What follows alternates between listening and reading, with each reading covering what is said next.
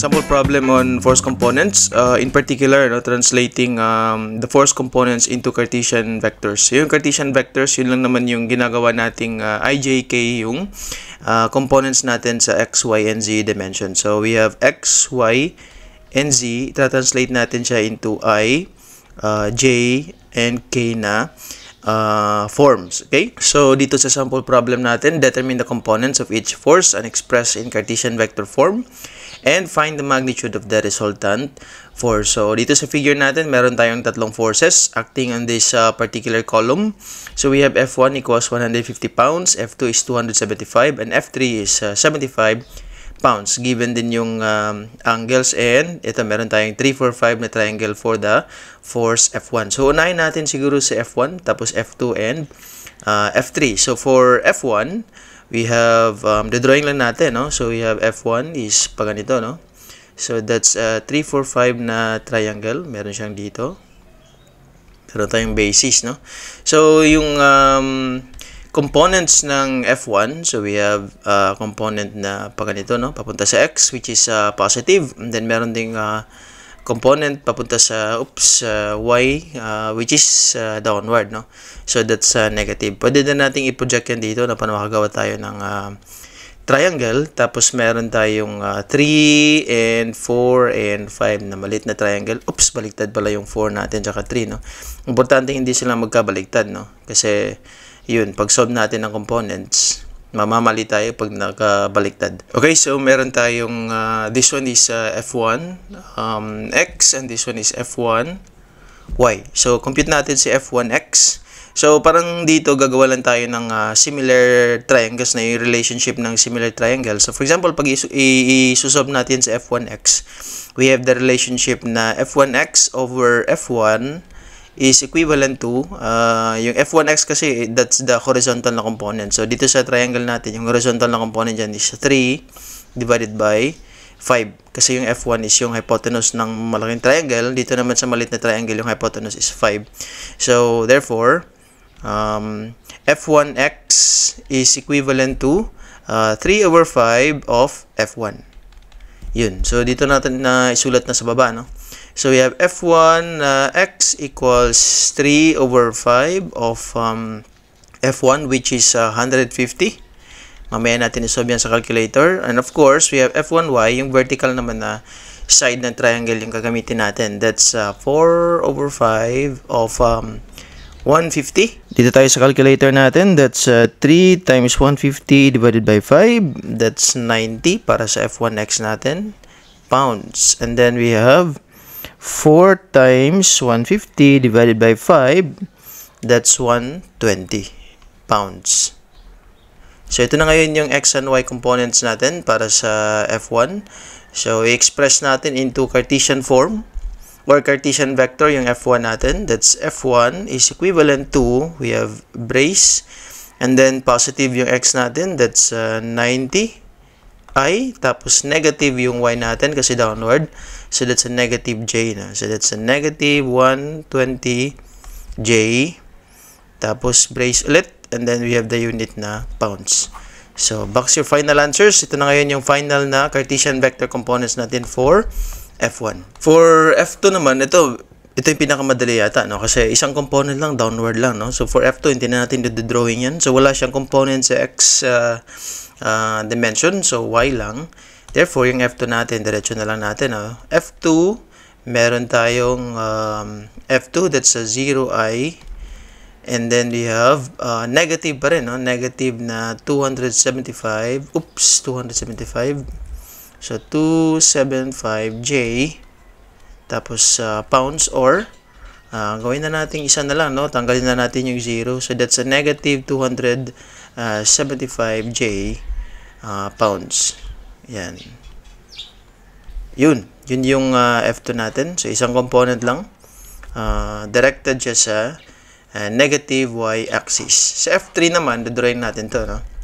So we have F3. Pag ano, no? Downward. So we have a negative na x component. So dito. That's a negative x component. Tapos si y naman, downward din, no? Kasi papunta siya sa quadrant 3 yung direction niya, no? Or quadrant, yun nga, quadrant 3, no? Pag nagkakaroon tayo sa positive na quadrant. So, lagyan na natin ng labels. This one is F3X, and then we have F3Y. And then yung angle, ito ngayon yung 60 degrees natin, no? Kasi yung 60 degrees na given is dito. And same lang din naman yan sila, no? 60 degrees. So, equal lang yung dalawang angles na yan. Okay? So, susolve na natin si F3X tsaka si F3Y. Si F3X, dito tayo. F3X is cosine, no? Cosine ng 60 degrees. So, that's F3 cosine of 60 degrees. That's equivalent to, ano nga yung value ng F3 natin? That's 75 pounds. So, 75 cosine of 60 degrees. And then for F3Y naman,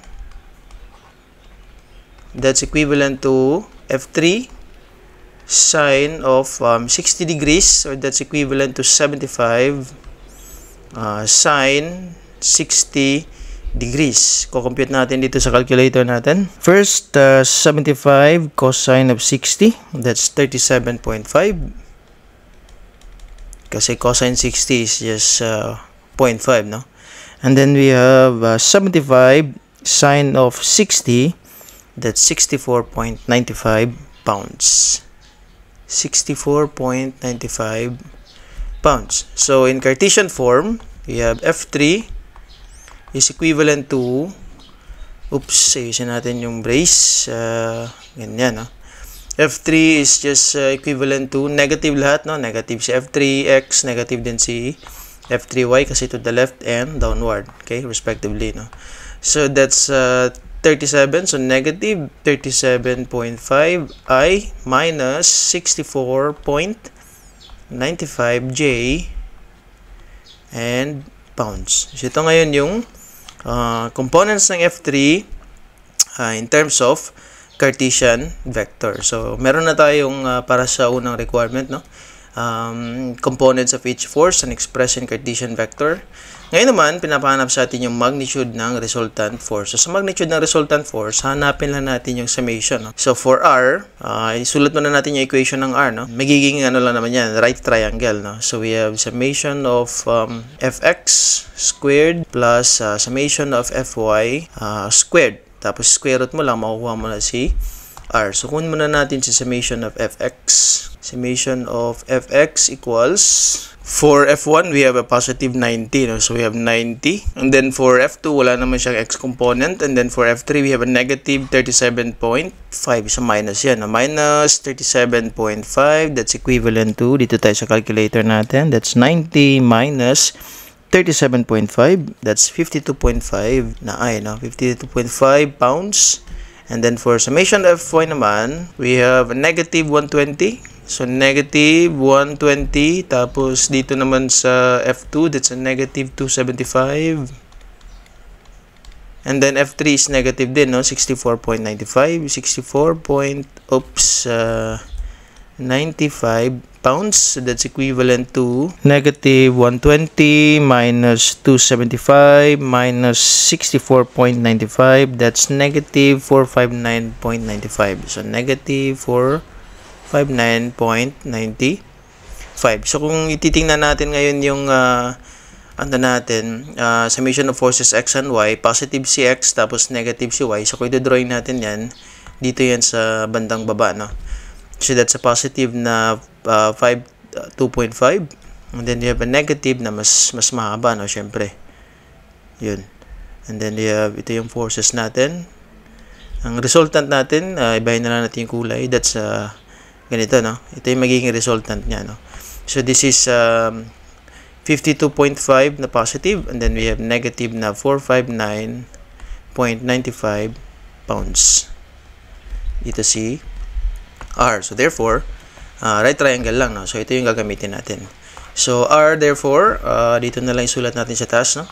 So, that's equivalent to 52.5 squared plus, hindi na mag-matter yung negative niya, no? Kasi, i-square din naman, no? So, isulat na lang din natin, no? 459.95 squared And then we have r is the square root of kung ano may yung answer dyan sa taas, no?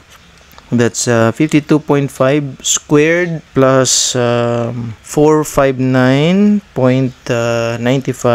squared. 21,431,0.25 square root. So r is equivalent to square root of answer 462.94 pounds. Okay? Yan. So, yan yung resultant na ngayon ng tatlong forces. And kung sakaling papahanap yung direction ng resultant natin, which is this particular na angle, no? So, ito tangent mo lang, no? Tangent lang ng y tsaka ng x. So, we have tangent theta of ry over rx. Makukuha mo na ngayon yung theta, direction of the resultant based from the positive na x-axis. Okay?